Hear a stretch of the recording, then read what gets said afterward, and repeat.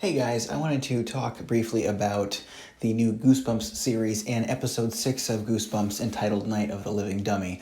I apologize for the echo that you're going to hear in this video. I'm having to record this in a small room. Full disclosure, I'm actually recording this in a bathroom because I'm staying out of town and this is really the only room I can do that in. But what I want to do real quick in this video is just recap, just not really recap the whole thing, but just talk about my thoughts about the Goosebumps series on Disney Plus in general, and then talk about this new episode. And I have to say, full spoilers for everything up to this point in the series on Disney Plus, the Goosebumps series, and weirdly, spoilers for the Chucky series. The series about Chucky that came out a couple years ago, I think, and is still streaming, and also spoilers for Star Wars Episode 3, Revenge of the Sith, because I have to talk about comparisons to those things in order to talk about this, weirdly. So I know that doesn't make any sense, spoilers for Chucky and Revenge of the Sith, but it'll make sense when I get to it. Anyway, so just as very quick background, I was excited when I heard that there was going to be a Goosebumps series, and then I was disappointed when I heard that it was going to be sort of a long, like a serialized story instead of an anthology, because I liked the original Goosebumps series back in the 90s. I loved that show, but if you watch it nowadays, just like if you go back and read those original books, they are very childlike, and a lot of them aren't very well written, and some of the show isn't very well produced. Of course, I still have a soft spot for the books and the series. I love that original Goosebumps run. But it would be nice to see a new series, not necessarily done with like a bunch of gore or something, but just seeing it done. I would like to see it done a little bit better. So that's what I really wanted. And then I heard that they were going to be doing this sort of serialized version of Goosebumps where things were going to be connected. And I was like, ugh, I'm not really into that, but I'll probably still check it out to see if I like it. By the way, I didn't see the Goosebumps movies that came out, Goosebumps 1 and Goosebumps 2. I did not see those. And I assume that those are not connected to this. But anyway, so I saw that the series was out on Disney Plus, and I started watching it. And at first, I wasn't really digging it, because at first I wasn't sure if they had changed, because this kind of seemed... I'd watched that first episode of the new Goosebumps show, which was, Say Cheese and Die, and I'm like, well, is this going to be a new anthology series? And then I watched it, and I got to the end of the episode, and I realized there's no way they're going to resolve this in the allotted time. I thought maybe they just changed a bunch of the names and stuff, but kept the story the same. And I realized, no, this is definitely still going to be that serialized thing. So I wasn't too big on that at first, but then I kept watching it, and the more I watched this series, I started to realize that I was really liking this, because one thing I really liked was the characters I thought were really well done, the acting was really well done, and putting aside, yes, they're not keeping everything from the series. They're changing a lot of stuff. They're changing names. They're changing the date of when the stuff is happening. Putting all that aside, I've already lost that battle. They're not going to make it the series I want to make it, right? So they're going to make it that way. Putting that aside, I was like, you know what? This is pretty okay. I actually kind of dig this. And the more I watched it, the more I realized these actors are phenomenal. The writing is phenomenal. And it's got some goofy moments that it probably could have been better. But overall, I'm watching this thing and thinking, I'm really digging this. So I watched those first 5 episodes, and I have a bone to pick with Disney about this too, because my complaint is the same complaint I always have, which is stop re-releasing so many episodes at the same time. Like, I really wish they would have just released it like on October 4th, and then had the series go like maybe every 3 days or something up until Halloween, just something like that, rather than just releasing 5 episodes at once, because I think, if you stretch out that release, we get to spend more time kind of in the release season, where we spend more time with hype and stuff. You can watch that first episode and then you're already caught up. You don't have to binge 5 episodes before you can talk to anybody about it. By the time I binged all 5 episodes, it was already time for episode 6. Anyway, that's all sort of situational stuff. I really liked the way the show was going, and I was hyped to see Slappy, because they were hyping up Slappy for episode 6. This was really the big episode that I think a lot of people were probably anticipating. And I have to say 2 things. First, I like what they did with Slappy as a character in principle, but the second thing I have to say is this was not very well executed, and it's such a shame. It's not such a shame. I think the series could still come back and be good, but I have to point out what the flaws were with this episode, episode 6, Night of the Living Dummy. Okay, so just to put it quickly, the flaw was the main character of the episode, not Harold being the main character, but just who the main character was. Because for half the episode, the main character, the protagonist, is Harold, and then in the second half of the episode, the protagonist switches to being the kids, as in the parents when they were young in high school with Harold, right? That was a big mistake, I think. And look, this is something, and this is no disrespect to these writers or anything. I know that this is probably a very hard show to write because you got to make a lot of things work at once, and they've done it well so far. But here's my big problem with a lot of shows. You have to know when to make a villain a sympathetic character. Sometimes it adds a lot of depth to the story, makes it more complex, makes it more fleshed out, more full. Sometimes it just takes away from the main point. And you have to know as a writer when to do that and when not to do that. Because the problem was, this episode specifically starts out going back and you see Harold as this kind of quirky but mostly normal teen. And you think, oh my gosh, what happened to him to make him turn and be like this vindictive person? Like, are we going to get like a Stephen King type thing happening here where you got this nice person and something horrible happens to them and then they kind of turn and, it's just one thing after another, and you see these kids who are being kind of nice to Harold, but, not taking to him at first, and then they all take to him and it's like, oh man, there's going to be this big falling out.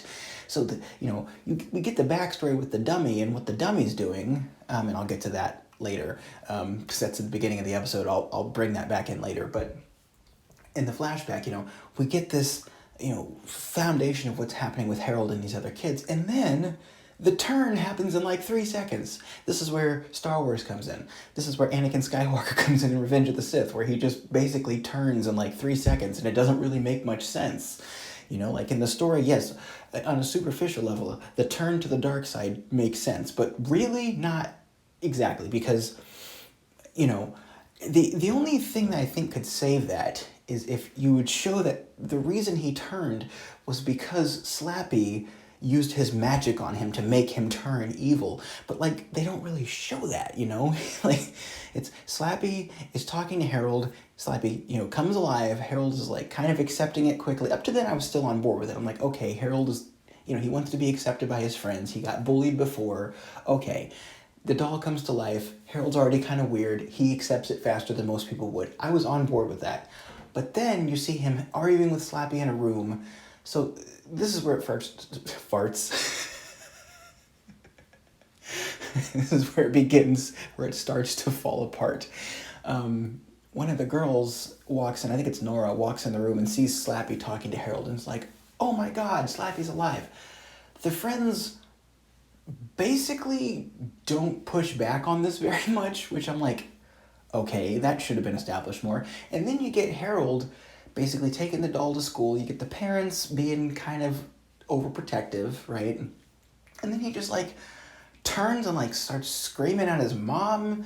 And then the parents try to burn the doll and he turns them into dolls themselves. That turn was so fast. I mean, and I know you can do a montage or something, so I get it. It's only a 40-minute episode. But some of the episodes have been longer than that. If they just would have spent maybe 2 more minutes of that, they could have done. I mean, if you're editing something, you can do it in such a way to show things and happening, a lot of things happening in a short amount of time. So if they just would have devoted 2 more minutes of screen time and showed maybe just some flashbacks or some more montages of things happening with that doll or things happening with the parents to push him to that point, or spend some more time showing, no, Slappy's actually exercising magic and altering his mood, and he's having these weird things where he doesn't realize why, he doesn't understand why he's snapping at people, but then he just stops questioning it. Something like that. They need to do something like that to make that turn a little bit more smooth. But instead, we get this weird thing where it's half the time it's Harold seems normal, then suddenly he's the villain at the end of the episode where the kids go in there and try to steal the doll from him. That we already got a glimpse of that before. that's another reason why I thought that that moment would be built up, because it's like, oh my God, what happened to make them want to take this doll? I'm like, did a kid die in school? Did something really, really terrible happen with this doll where they think they have no choice? No, he just said some rude things to them. And they went and basically tried to steal it because they think he's alive. But like, there's no, like, one girl saying, I think that doll was alive. Like, this is the 90s. You could have put a walkie-talkie inside it. Like, there could have been a billion things that could have caused that. It's just, they really should have spent that time. They could have done a few things with it, right? They could have spent that time at the beginning with Harold being the protagonist, and then like had something traumatic happen where like someone died or someone got like severely injured, and like, it was messing with his mind and messing with everybody else's mind, and the whole school kind of turns against him. Something like that, so then we can switch to the other kids being the protagonists where it makes sense. Or we should have just already established that Harold was not a nice kid, like, ever, which is, again, a little bit one-dimensional. But if you could have filled in like, Harold used to be a nice kid, but then he got bullied and it turned him like they could have started the episode with him actually like already kind of messed up from the other school, and then you can do that and have the kids be the protagonist, and Harold coming in and seeming normal at first to them, but then like showing his true colors more and more and more. And then like you flash to a couple things happening with the doll, and like the doll going around and doing things, and none of the teachers believe them, and then they go and take the dolls. It's just something to make that better there. And they didn't do any of that stuff, It's like I said, it's just, you, at the beginning of, and actually I said this with Revenge of the Sith, at the beginning of the movie, you start with Anakin as the protagonist. I think these writers made the same mistake in that movie that was made in that movie. They're not the same writers who worked on that movie. But in Revenge of the Sith, like, I've always thought that Anakin and Obi-Wan should have been at each other's throats already with a lot of tension, barely even tolerating each other at the beginning of that film to, because then it shows that Anakin had a backstory there. You've seen things, there's been stuff off screen that's made them like that. But instead, you start with Anakin and Obi-Wan sort of being friendly with each other, and then it makes the turn in the middle make less sense. Again, kind of an attempt to make Anakin more, make it more sad by making Anakin more of a protagonist in the beginning. But the problem with that is it makes the transition really, really jarring. And I think this had exactly the same problem. So that's the problem with that. Now let's talk about the beginning for a second, with the flashback to the 20s. You got to have it in black and white, of course. I thought that sequence was done all right, but the problem is I just didn't really buy Slappy's voice that much. It's weird. I'm glad they did something different. I'm glad they didn't do that, I'm going to make you a deal, Jimmy. From the original. Like, I like that voice, right? That's the voice of like, Slappy. I've always remembered Slappy having that voice, and I like, that's the voice I grew up with as a kid, I want my bride. But it's like, we got something different, but it just didn't really seem to match the doll. I can't really place why. Just something about that voice didn't really seem to work. Now, I have to give him credit, because that voice seems like it could have been coming out of that kid's throat, basically. Like, it seems like it could have fit with that kid. I don't know why I worded it that way, but it seems like that boy could have been doing that voice. So at least it wasn't something where it's like, that's something that drives me crazy when I watch like a Living Doll episode where like they think the kid's doing the voice, and like there's no way the kid could do that voice. Like, that's, so at least they had that going. But yeah, that just didn't really gel with me very well when I saw that. But I put that aside, But then, like, the guy breaking Slappy up in the wall, it's like he didn't try very hard to make that. There's pieces of the puzzle missing. I'm hoping that's going to come back and they're going to be like, that didn't make much sense. And maybe I'll be wrong and they'll come in and fill in all these gaps. But the problem is this episode, these episodes are a week apart. Each episode should make sense on its own, I think. Like, I don't like too much of a mystery boxing series where episodes don't make sense on their own. Like, you have to watch them all before you get anything, because that's just another form of keeping an audience hooked in a way that's actually kind of boring. So, but, those were my criticisms of that episode, basically. I'm not going to say, I was watching this with somebody else and I looked over and I was like, I think this is when the episode sort of fell apart. This is when the series is kind of falling apart. But maybe I'm wrong. Maybe this is just a dud in the middle of a series. You get those episodes sometimes. You're watching a series and there's just a dud in the middle. I watched episodes like that when I watched the show She-Ra and the Princesses of Power. That's one of my favorite shows ever. But there were episodes that were duds in the middle of it. And maybe this is just a case of that. Maybe it's just a fluke in the middle. I'm hoping. And they're going to bring it back. But to me, the reason why this felt like it really didn't go very well is because this felt like the episode that really needed to work, because this is kind of the thing that's tying everything together, and it felt kind of rushed. This should have probably been 2 episodes, not 1, you know. And again, having 2 episodes of a flashback gets kind of messy sometimes, but I've definitely seen other shows do it okay. And even when they're spaced a week apart. So it's just hoping for some stronger slappy story elements. And I want to say this too about this series. Look, I get it, right? It's Goosebumps. It's supposed to be for kids, but I'm a firm believer in taking something that's an established IP and improving on it and making it better. This is the show we have now. I believe the show can have really good writing. It's already shown that it can have really good writing, so I don't want to be caught up in this thing of, should I even be worried about this? It's just Goosebumps. Goosebumps has always been silly, yes, but this is a different thing. It's a different version of Goosebumps. One thing I like about this series too is it's not too adult, it's not too kiddish. It's like right in the middle. It's TV-14, and I think that's actually a really good classification, because I think like kids who are around, 14, 15 years old, this is like the perfect show if they like horror. Not too much, not too little, right? So, like I said, overall, like the series. Hope the next episode's better. If you watch this, what did you think of this episode? I forgot to mention something. I'm so sorry. I have to put this in here. I mentioned Chucky, the series Chucky.